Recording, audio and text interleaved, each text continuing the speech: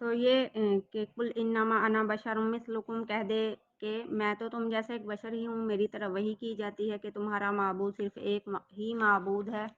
بس جو شخص اپنے رب کی ملاقات کی امید رکھتا ہو تو لازم ہے کہ وہ عمل کرے، نیک عمل، اور اپنے رب کی عبادت میں کسی کو شریک نہ بنائے۔ تو اللہ کے کبھی نہ ختم ہونے والے کلمات میں سے جو ہیں وہ تمام پیغمبر اور نبی صلی اللہ علیہ وسلم جو کلمات لے کر آئے، کفار نے جو ہے وہ ایمان لانے سے اس لیے انکار کر دیا کہ وہ یہ کہتے تھے کہ یہ بشر ہیں، انسان ہیں، ہمارے جیسے ہیں، تو وہ کہتے تھے کہ ہمارے جیسا چلتا پھرتا انسان جو ہے وہ تو رسول ہو ہی نہیں سکتا۔ حالانکہ اللہ تعالیٰ کی حکمت ہے کہ جب انسانوں کی ہدایت کے مطلوب ہے تو وہ جب وہ ایک نمونہ عمل جو ہے نا، جس کو دیکھ کر باقی جو مخلوق ہے، امتی ہیں، وہ عمل کریں گے، ان کے نقش قدم پر چلیں گے، تو وہ انسان ہی ہونا چاہیے۔ عقل بھی اسی چیز کی تائید کرتی ہے۔ اب کوئی فرشتہ ہوگا، جیسے ہم کہتے ہیں نا کہ ہم فرشتے تو نہیں ہیں، فرشتہ ہوگا تو اس کی جو ہے وہ اس کی جو زندگی ہے وہ انسانوں کے لیے جو ہے نا وہ عمل کا معیار یا نمونہ نہیں ہو سکتی تھی۔ تو وہ بس ایک ان کا جو ہے وہ بہانہ تھا انکار کرنے کا، ٹھیک ہے۔ تو وہ کہتے تھے کہ بشر جو ہے وہ رسول نہیں ہو سکتا۔ سورہ ابراہیم میں بھی 11ویں آیت میں اور بنی اسرائیل میں بھی 94 آیت میں یہ بیان ہو چکا ہے پہلے۔ تو عقل کے اندھوں کو جو ہے وہ احسن تقویم والے انسان کو جو ہے وہ اللہ کا رسول ماننے کے لیے تیار نہیں۔ اللہ کے رسول جو ہے نا اس کو تو نہیں مانتے تھے کہ جو انسان جو ہے نا لقد خلقنا الانسان فی احسن تقویم، لیکن بے جان جو پتھر تھے اس کو وہ اس کی عبادت بھی کر رہے ہیں، ٹھیک ہے۔ جب عقل جو ہے نا انسان سے ایسے ہی بے عقلی جو ہوتی ہے نا انسان سے وہ ایسے ہی کام کرواتی ہے۔ تو میں تمہاری طرح ایک بشر ہوں، اللہ تعالیٰ نے کہا ان سے کہہ دیجئے کہ نہ میں رب ہوں، نہ رب ہونے میں میرا کوئی حصہ ہے، نہ عالم الغیب ہوں، نہ میں نفع اور نقصان کا مالک ہوں۔ تو میں تمہاری طرح بشر ہوں، میں آدم علیہ السلام کی اولاد ہوں، میرے والدین بھی ہیں، بیوی بچے بھی ہیں، کھاتا پیتا بھی ہوں، احتیاج محتاج ہوں، ٹھیک ہے۔ کس کا مخلوق ساری کی ساری جو ہے وہ محتاج ہے، ٹھیک ہے۔ اور وہ کہتے ہیں کہ پیدائش، بچپن، جوانی، بڑھاپا، تندرستی، بیماری، وفات، سب میں پیغمبر جو ہیں وہ انسانوں کی طرح ہیں، سب میں۔ پیغمبروں میں بھی پھر کچھ چیزیں ہیں کہ جو باقی امتیوں سے الگ ہیں۔ پیغمبر صاحب وحی ہوتا ہے، پیغمبر جو ہے وہ اس کو اللہ تعالیٰ معجزات دیتا ہے، پیغمبر جو ہے وہ معصوم عن الخطا ہوتا ہے، انسانوں کی طرح نہیں ہوتا۔ نبی پاک صلی اللہ علیہ وسلم نے جو ہے وہ درویشی اختیار کی تھی، حالانکہ اللہ تعالیٰ نے اختیار دیا تھا کہ وہ دنیا کا خزانہ جو اللہ کے نبی صلی اللہ علیہ وسلم کو دے دیں، لیکن اس کے باوجود اللہ کے نبی صلی اللہ علیہ وسلم کیونکہ افضل الانبیاء تھے، خیر البشر تھے، تمام جو بشر ہیں ان میں سب سے بہتر تھے، سب سے افضل تھے، تو نبی پاک صلی اللہ علیہ وسلم جب دنیا سے تشریف لے گئے تو آپ کی جو ایک عذیرہ ہے وہ یہودی کے پاس جو ہے وہ گروی رکھی ہوئی تھی، یعنی اس قدر ناداری میں زندگی گزاری تھی، حالانکہ دو جہانوں کے بادشاہ تھے۔ تو یہ بھی ایک فرق ہوتا ہے نبی میں اور باقی امتیوں میں لیکن نبی ہوتا انسان ہی ہے۔ تو اللہ تعالیٰ جو ہے وہ اللہ تعالیٰ کا احسان ہے، اللہ تعالیٰ کہہ رہا ہے اپنے نبی سے صلی اللہ علیہ وسلم کہ آپ ان لوگوں کو کہہ دیجئے کہ اس نے اپنے کلمات پہ مجھے تک پہنچانے کے لیے وحی کا شرف مجھے دیا۔ تو اصل اصول یہ ہے کہ اللہ کی عبادت ہے۔ تو جو ہے وہ قرآن مجید کے مطابق رسول بشر ہوتا ہے، رسول کو اللہ رسالت کے لیے چن لیتا ہے۔ کوئی کہہ دے کہ وہ بشر جو ہے وہ رسول نہیں ہوتا، یا یہ کہے کہ رسول بشر نہیں ہو سکتا، تو دونوں کا ایک ہی عقیدہ ہے، دونوں میں فرق نہیں ہے۔ وہ یہ کہتے تھے کہ بشر رسول کیسے ہو سکتا ہے، اور یہ کہتے ہیں غلط عقیدے والے مسلمان کے رسول بشر نہیں ہو سکتا۔ رسول نبی پاک صلی اللہ علیہ وسلم نے وفات نہیں پائی، دنیا سے پردہ فرما گئے ہیں۔ نبی پاک صلی اللہ علیہ وسلم جو ہیں وہ سنتے بھی ہیں، دیکھتے بھی ہیں، جواب بھی دیتے ہیں، اور کئی جو ہیں وہ غلط عقائد جو ہیں وہ نبی پاک صلی اللہ علیہ وسلم ہماری میلاد کی محفلوں میں تشریف بھی لاتے ہیں۔ یہ بھی عقیدہ ہے کہ نبی پاک صلی اللہ علیہ وسلم بنفس نفیس تشریف لاتے ہیں، بلکہ کچھ تو اتنے غالی ہیں، اللہ تعالیٰ انہیں توحید کی نعمت سے سرفرازی عطا فرمائے، بلندی عطا فرمائے توحید کی دولت سے، کہ وہ یہ کہتے ہیں کہ فلاں جو ہے وہ بزرگ ہیں نا، اولیاء اللہ، تو ان کے جو ہے نا وہاں پر کچہری لگتی ہے، جیسے یہ کیمرے لگا کر بیٹھے ہوتے ہیں اس کچہری کو دیکھنے کے لیے، یعنی یہ خود بھی غیب والے ہیں، خود بھی غیب کا علم رکھتے ہیں۔ باتوں سے اندازہ تو یہی ہو رہا ہے کہ یہ اپنے متعلق بھی یہ کہتے ہیں کہ ہم بھی غیب کا علم رکھتے ہیں، یعنی ادنا سا ادنا مسلمان بھی ہے نا، وہ بھی یہ کہہ رہا ہے کہ فلاں جگہ جو ہے وہ کچہری لگتی ہے، فلاں جو ہے ولی اللہ تھے، فوت ہو گئے ہیں، وہ جو ولی اللہ ہیں وہ بھی فوت ہو گئے ہیں، تو ان کی کچہری لگتی ہے، وہاں نبی صلی اللہ علیہ وسلم تشریف لاتے ہیں، نعوذ باللہ من ذالک، نعوذ باللہ من ذالک، نعوذ باللہ من ذالک، کہ وہ یعنی ایک ولی کو نبی سے بڑھا رہے ہیں صلی اللہ علیہ وسلم۔ تو اللہ تعالیٰ ان بدعقیدہ لوگوں کو ہدایت عطا فرمائے۔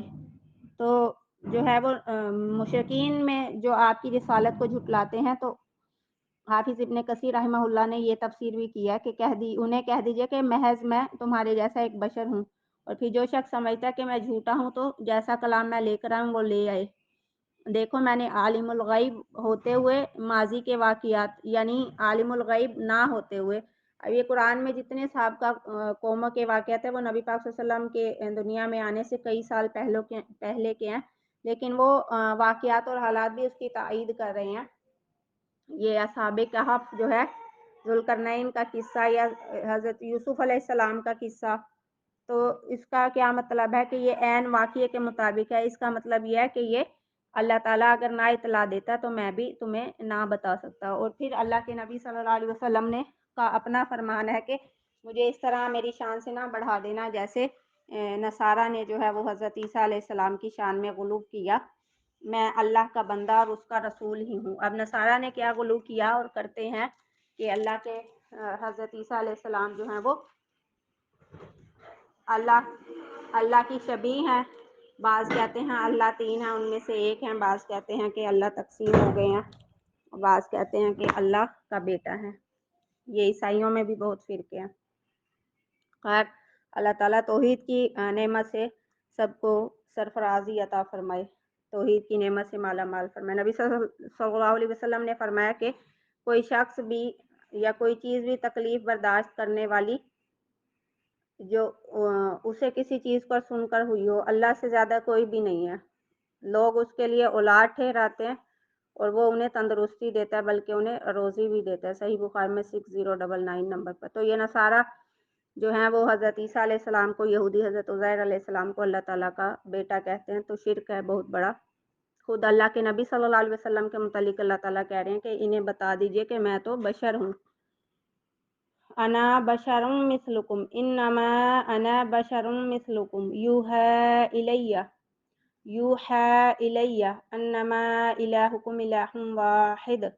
معبود جو ہے، معبود برحق وہ صرف ایک اللہ تعالیٰ ہے، معبود برحق صرف ایک اللہ تعالیٰ ہے۔ تو عثمان رضی اللہ عنہ سے روایت ہے کہ رسول اللہ صلی اللہ علیہ وسلم نے فرمایا کہ جو شخص اس حال میں مرا کہ وہ اس بات کو اچھی طرح جانتا تھا کہ اللہ کے علاوہ کوئی بھی الہ نہیں ہے، معبود نہیں ہے، تو وہ جو ہے وہ شخص جنت میں جائے گا۔ یہ صحیح مسلم کی روایت ہے۔ اور آگے فمن کان یرجو لقاء ربہ، جو شخص اپنے رب کی ملاقات کی امید رکھتا ہو تو لازم ہے کہ وہ اعمال نیک کرے، ٹھیک ہے۔ تو اس میں یرجو جو ہے نا، رجا ان کا معنی کیا ہے؟ امید ہے، تو اس کے ضمن میں خوف بھی ہوتا ہے کہ ایسا نہ ہو کہ امید پوری نہ ہو، تو امید اور خوف دونوں کر لیے جاتے ہیں۔ تو بندے اور اس کے رب کے تعلق کو نمایاں کر کے فرمایا کہ جو اپنے رب کی ملاقات اور دیدار کی امید رکھتا ہے یا اس سے ملاقات کے وقت اس کے عذاب سے ڈرتا ہے۔ ایمان کیا ہے؟ وہ رجا کا نام ہے، امید اور خوف کا۔ کیا ہے؟ امید ہے کہ اللہ تعالیٰ بخش دے گا، اور خوف ہے کہ وہ ڈرتا ہے اللہ تعالیٰ سے، ٹھیک ہے۔ تو دونوں ہی چیزیں پھر انسان سے عمل صالح کرواتی ہیں، اللہ تعالیٰ سے ملاقات کی امید اور اللہ تعالیٰ کے ہیبت سے لرزنا، ڈرنا، اللہ تعالیٰ سے خوف کھانا کہ رب العالمین ہے۔ جہاں پر اللہ تعالیٰ غفور الرحیم ہے وہاں پر قہار بھی ہے، سریع الحساب بھی ہے۔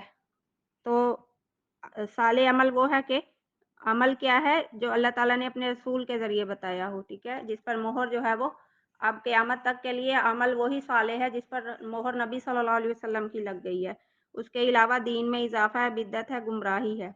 تو دوسرا یہ کہ اپنے رب کی عبادت میں کسی کو شریک نہ کرے، نہ دوسرے کی عبادت کرے اور نہ ہی ریاکاری کی، ریاکاری کو بھی شرک اصغر قرار دیا گیا ہے۔ غیر اللہ کی عبادت جو ہے وہ شرک اکبر ہے، تو ریاکاری کیا ہے؟ شرک اصغر ہے۔ رسول اللہ صلی اللہ علیہ وسلم نے فرمایا کہ اللہ تبارک و تعالیٰ فرماتا ہے کہ میں تمہارے حصے داروں میں سے کہیں زیادہ ہر قسم کے حصے سے بے نیاز ہوں۔ جس نے کوئی ایسا عمل کیا جس میں میرے سوا کسی اور کو حصے دار بنایا تو میں اس عمل کو اور اس کے حصے کو چھوڑ دیتا ہوں۔ یہ مسلم میں زہد کے باب میں ہے 2985 نمبر پر۔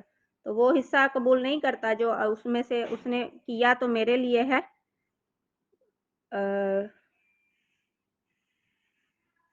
اس میں دوسرا حصے دار ہوتا ہے تو وہ کیا کرتا ہے؟ اپنا حصہ بھی چھوڑ کر اسی کو دے دیتا ہے۔ تو وہ یعنی دوسرا حصے دار کون سا ہے؟ ریاکاری کرنا، کسی کو دکھانا، دکھاوے کے لیے کوئی عمل کرنا، انسانوں کی نظروں میں مقبول بننے کے لیے، انسانوں کی نظروں میں واہ واہ کروانے کے لیے، تو وہ اللہ تعالیٰ کسی اور کو حصے دار بنایا جائے، کسی کو شریک کیا جائے اپنے اعمال میں، تو میں اس عمل کو اور اس کے حصے کو چھوڑ دیتا ہوں۔ میں تو صرف وہی عمل قبول کرتا ہوں جو سارے کا سارا میرے لیے ہو، کسی دوسرے کا اس میں حصہ نہ ہو۔ تو جندب رضی اللہ عنہ فرماتے ہیں کہ میں نے رسول اللہ صلی اللہ علیہ وسلم سے سنا کہ من سمع اللہ به ومن یرائی یرائی اللہ به، جو شخص شہرت کی خاطر عمل کرے تو اللہ تعالیٰ اس کی بدنیتی سب کو سنا دے گا، اور جو لوگوں کو دکھانے کے لیے کوئی کام کرے گا تو اللہ تعالیٰ اسے سب لوگوں کو دکھلا دے گا۔ مسلم میں بخاری میں ہے یہ 6499 نمبر پر۔ اللہ تعالیٰ سے دعا ہے کہ ہمیں خالص کر لے، ہمیں مبارک کر لے، ہمیں جو ہے وہ مقبول کر لے۔ خالص جب تک ہم نہیں ہوں گے، اخلاص نہیں ہوگا، اور مبارک کر لے، برکت جب تک نہیں ہوگی اوقات میں، وقت میں، تو کوئی عمل نہیں کر سکیں گے، اور مقبول کر لے جب تک اللہ تعالیٰ قبول ہی نہیں کرے گا تو سارے کے سارے اعمال جو ہیں وہ ضائع ہوں گے۔ اور پھر شرک سے بچائے، ہمیں استقامت دے توحید پر، کتاب و سنت پر استقامت دے، استقامت لازمی مانگنی چاہیے۔ تو وہ ایک مسلم ہی کی روایت ہے کہ اللہ کے نبی صلی اللہ علیہ وسلم نے کہا کہ کہو لا الہ الا اللہ، پھر اس پر جو ہے وہ ڈٹ جاؤ۔ تو ڈٹ جانا جو ہے نا وہ زیادہ ضروری ہے، اس کی زیادہ دعا کرنی چاہیے استقامت کی۔ وآخر دعوانا ان الحمد للہ رب العالمین۔ السلام علیکم ورحمۃ اللہ۔